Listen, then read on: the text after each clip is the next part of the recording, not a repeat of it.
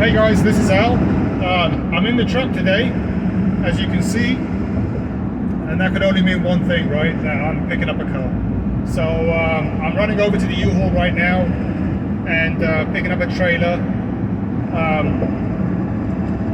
Yeah, I had no intention of buying a car this year. I've been really enjoying working on my existing fleet.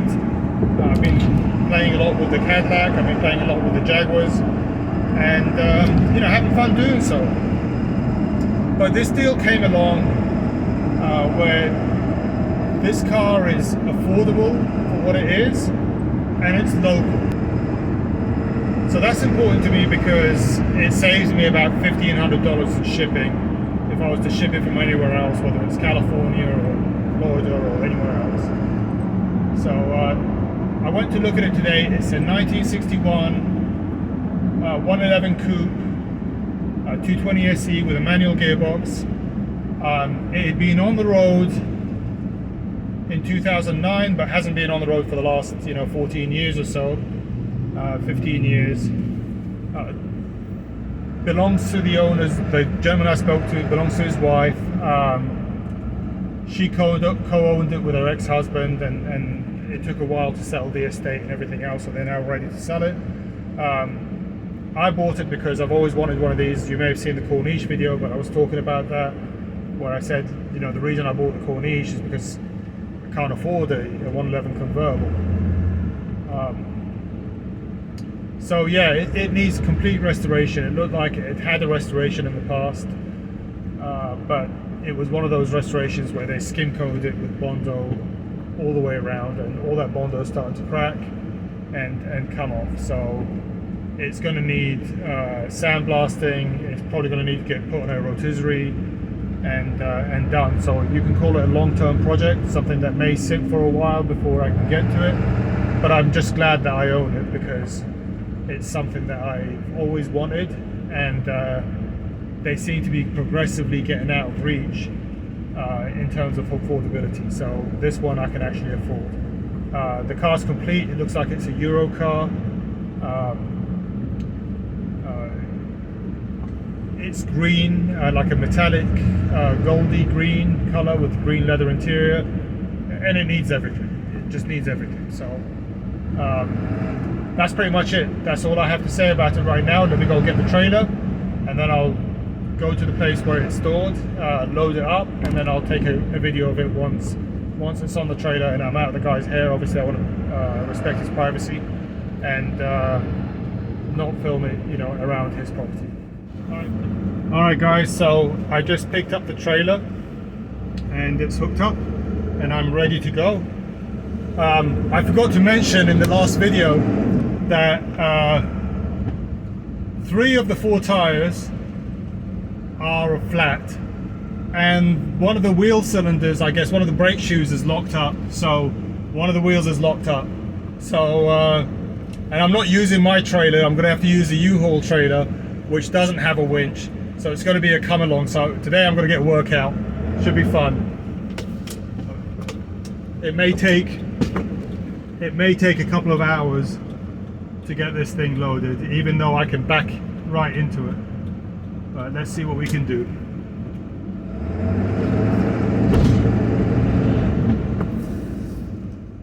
Alright guys, it took us about 2 hours to load it, but it's loaded on the trailer right now.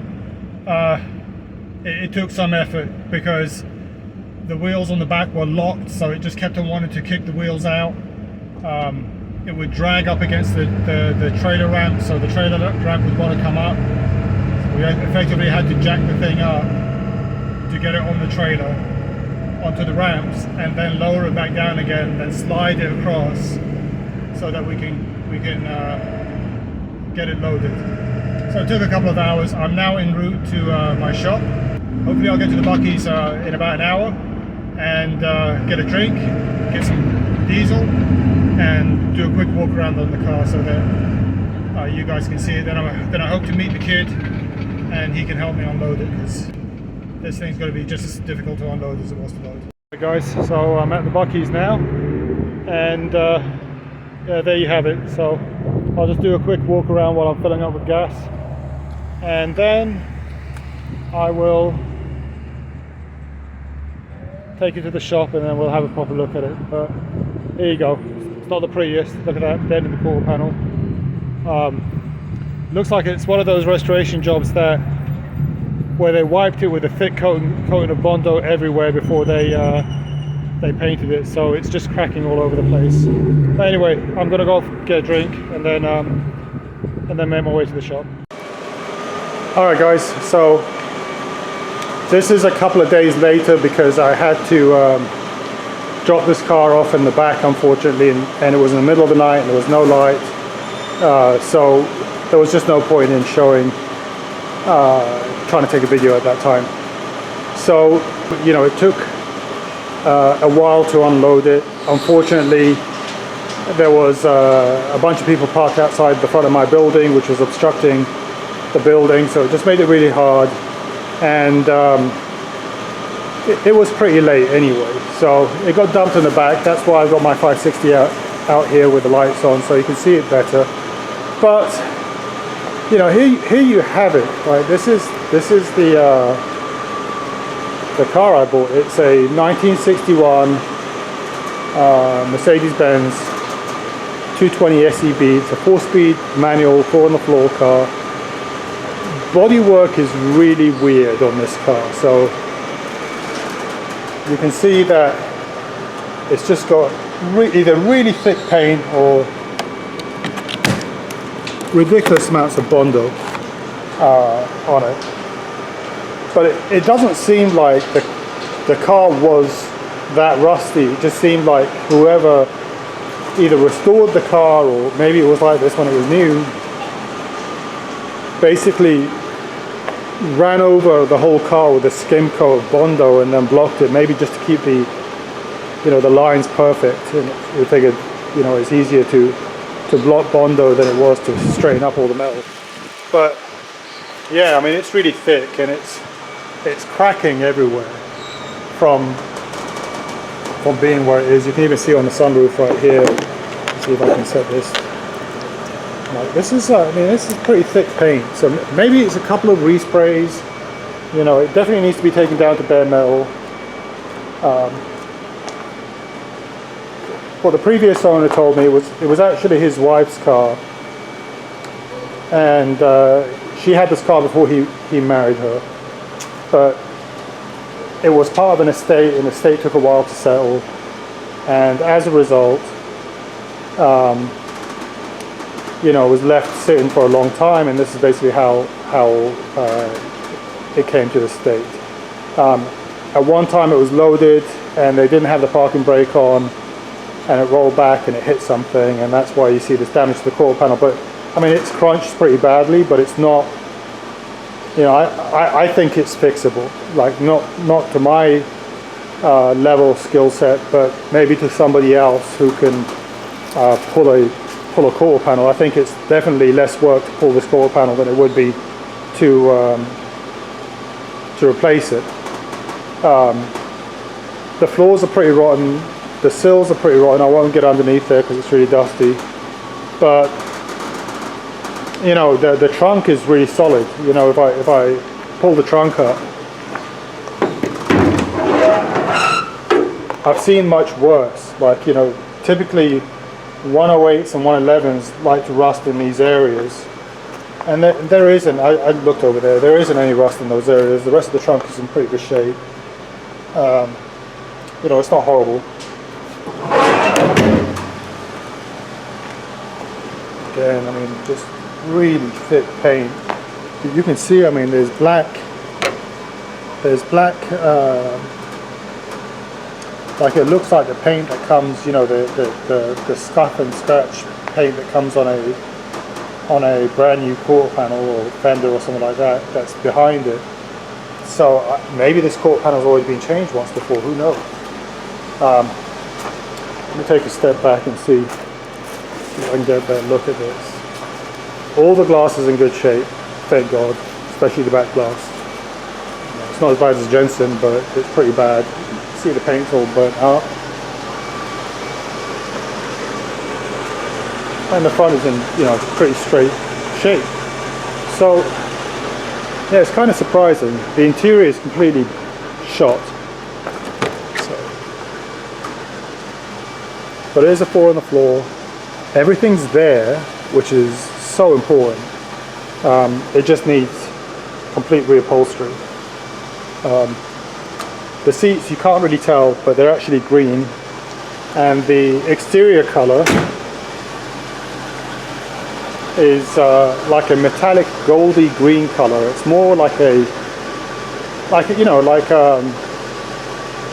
petrol green, right? Like the cadmium plating that you'll see on some of these cad plate parts that you'll see. Tags expired in 2009, so it was on the road not that long ago. Not compared to what you'd expect it to be. It just, just unfortunate. Or fortunate, it depends on how you look at it, because it would have gone probably sold for a lot more money than I would have wanted to pay if it was. There you go.